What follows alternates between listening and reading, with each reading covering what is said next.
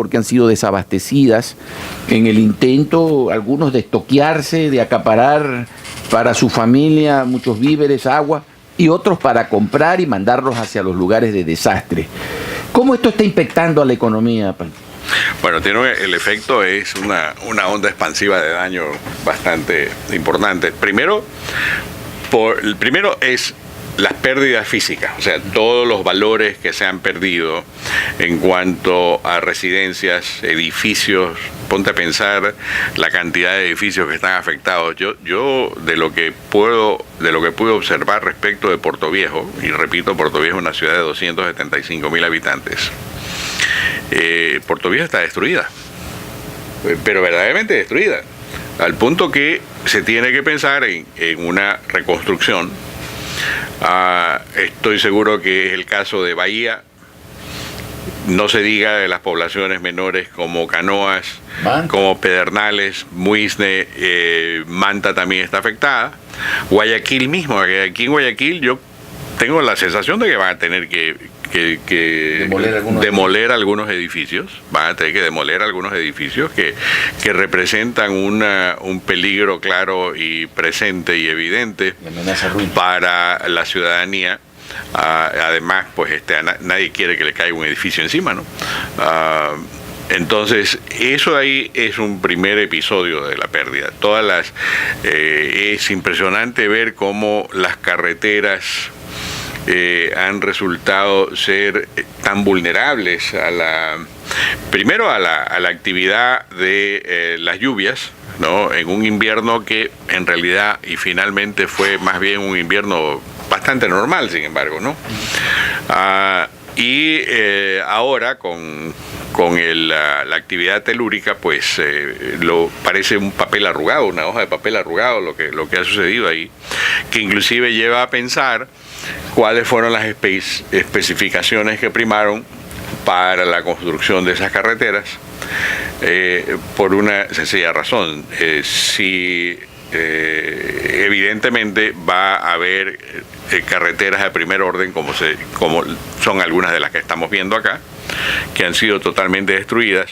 Habría que determinar cuál fue el costo por kilómetro, por ejemplo, en la construcción de esas carreteras y qué tipo de especificaciones deberían de tener. Pero yo, sin ser un ingeniero de carreteras y por sentido común, pienso que si el costo de construcción de una carretera está, por decir cualquier cosa, en $1 millón el kilómetro, esa carretera debe de tener una base lo suficientemente adecuada. El desnivel tiene que tener la grava, tiene que tener la cal, tiene que tener la compactación adecuada, tiene que tener el drenaje adecuado, tiene que tener como es los derechos de vías más apropiados, etcétera.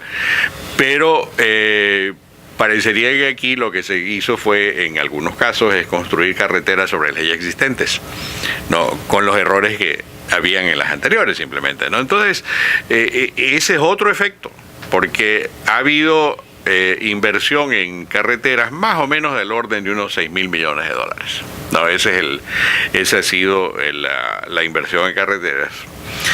Y si de repente lo que hay es daños de 1.000 millones en carreteras o 2.000 millones en carreteras, quiere decir que una sexta o una tercera parte de esa inversión se ha arruinado y tiene que volver allá. Pero esperemos hacerlas de mejor calidad. En cuanto a las pérdidas materiales, aparte de eso, si son residencias, pues todas las residencias estas tienen muebles, tienen equipamiento. No se diga las memorias que están contenidas dentro de cada hogar, ¿no? Pero yendo puramente hacia lo material, para tener una idea, cuando hubo el terremoto en Chile, las pérdidas se las contabilizaron en alrededor de $30,000 millones. Digamos que las pérdidas acá estén entre 5 y 10.000 millones de dólares, para ser más conservadores, pero conservando como es también las proporciones en lo relativo a los valores y en lo relativo a las afectaciones y en lo relativo a la magnitud del terremoto, que el de Chile fue inclusive más fuerte que el de acá. Eso de ahí nos lleva a que si se ha perdido 5%, 5.000 millones, se ha perdido 5% del producto. Si son 10.000, se ha perdido 10%. el 10% del Producto Interno Bruto, ¿no? Esa es una pérdida masiva frente a una circunstancia ya previamente deprimida. Ahora, una vez que pasa esta primera onda de negatividad, se torna necesario hacer la reconstrucción. Entonces, la reconstrucción puede ser eficiente, pero será menos eficiente en la medida en que solamente esté en manos del Estado. Eso puedo asegurar. Si el Estado es el único que mete la mano y no permite que sea la sociedad civil, que sea el mercado el que tome sus propias soluciones, inclusive con las ordenanzas respectivas, para asegurarse de que las futuras construcciones reúnan condiciones de seguridad antisísmicas, ahora que sabemos que vivimos en este tipo de riesgo. Y repito lo que dije hace unos momentos, Quito está entre los 5 puntos de más alto riesgo sísmico en el mundo. Guayaquil está entre los 15 puntos de más alto riesgo sísmico en el mundo. Si este tipo de tragedia que sucedió entre Manabí y Esmeraldas se daba en Guayaquil o se daba en Quito, hoy tendríamos verdaderamente un drama total para el país, total, completo, más allá del que ya tenemos, ¿no? El señor presidente de la República ha señalado que la recuperación de Manabí y Esmeraldas duraría aproximadamente entre unos 5 a 10 años. Desde su óptica, ¿comparte ese criterio con el señor presidente? Bueno, sí, pues las cosas para que vuelvan a un mundo normal pueden durar ese tiempo, porque repito, en la primera fase lo que tiene que hacer es absolutamente, primero hallar cómo es los sobrevivientes y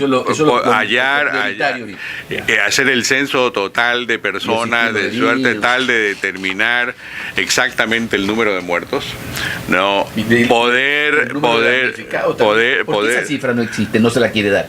Bueno, el número de los damnificados. A ver, es que es parte del show pues, ¿no? O sea, ¿qué es lo que a ver, los contribuyentes ecuatorianos le pagan al gobierno 15.000 millones en impuestos directos, más 3.000 millones en aranceles, más 5.000 millones en seguro social.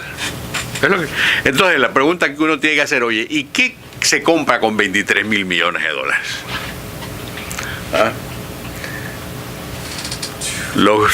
Hay una expresión como es que la puedo decir, porque la voy a decir en inglés, ¿no? Que es muy como es apreciada, pero no la voy a traducir. Lo que se compra es un shit show, ¿no? Es lo que se compra. Con 23.000 millones de dólares. Porque en una economía deprimida, cuando está por finalizar el gobierno del economista Rafael Correa, todo el mundo conoce, el 24 de mayo del año 2017, ¿se podría recuperar en esa fecha? Reitero, se posesiona un nuevo gobernante, tiene que mirar la situación económica total del país. Es dura la responsabilidad. Sí, ahora, la fase de reconstrucción tiene un efecto económico positivo, en cambio, ¿no? Ya, qué bien. Porque crea actividad económica, o sea, donde hubo destrucción, ahora tiene que haber reconstrucción, ¿no? El momento que se produce la reconstrucción, se generan plazas de empleo precisamente para ser empleadas en la reconstrucción. Tiene que haber fases. Pero si hay visión. Bueno, y además otra cosa es que repito, mientras más centralizada sea la visión, menos efectiva va a ser. Porque, por ejemplo, dirán, no, es que eso tiene que ir a Quito. A Quito, imagínense, tanta burocracia. La pregunta es, ¿qué hace Quito en esto? No por Quito, digo, sino que ¿Qué tiene un burócrata que está por allá y que ni siquiera está enterado o está enterado? Es la apertura entonces para el sector privado, especialmente la construcción. Es la única manera de hacerlo, Víctor Hugo, es la única forma, pero tiene que ser, naturalmente, tiene que ser dentro de un cauce ordenado, de procedimientos. La logística cuenta mucho, ¿no? Francisco, el presidente acaba de dar una orden para que se entreguen los dineros atrasados a los gobiernos descentralizados para que hagan frente a la emergencia. Pero la pregunta era, ¿ese dinero era destinado para pagar a los famosos contratistas porque están impagos? ¿Y con esto? Prioridad humana, doctor. Pero es que los contratistas son los que van a tener que nuevamente pues ir a asistir para reconstruir los sectores. ¿Y cómo lo van a hacer si están impagos? Pero es que también los gobernantes seccionales están pidiendo recursos económicos para poder atender a sus considerados. Pero que deberían ser nuevos ingresos. Bueno, ese es parte del problema del 4,5, ¿no? No, esa es parte del problema de la semana pasada, cuando nos enteramos que la economía tendría una tasa de crecimiento negativo de 4,5 y el próximo año también negativo. Y con esto peor, pues con este terremoto, del 4.5 nos vamos al 10. Bueno, no sé exactamente cuánto llegue el efecto final, pero va a impactar. Que no tiene el impacto. Repito, la destrucción tiene un impacto, es una pérdida de valor, pero eso es una pérdida de stock, ¿me entiendes? Que es diferente que el flujo. Por inercia. ¿No? Y el PIB, el Producto Interno Bruto, lo que mide es el flujo de actividad, no el stock de riqueza que tiene el país. Son dos cosas muy diferentes, ¿no? Entonces, ha habido una pérdida de ese stock de riqueza que hay que recuperar. Esa pérdida de stock de riqueza puede representar entre el 5 y el 10% de la economía. Bueno, dependerá mucho de la magnitud final del daño de acá. En lo que tiene que ver con la pérdida adicional, ¿no?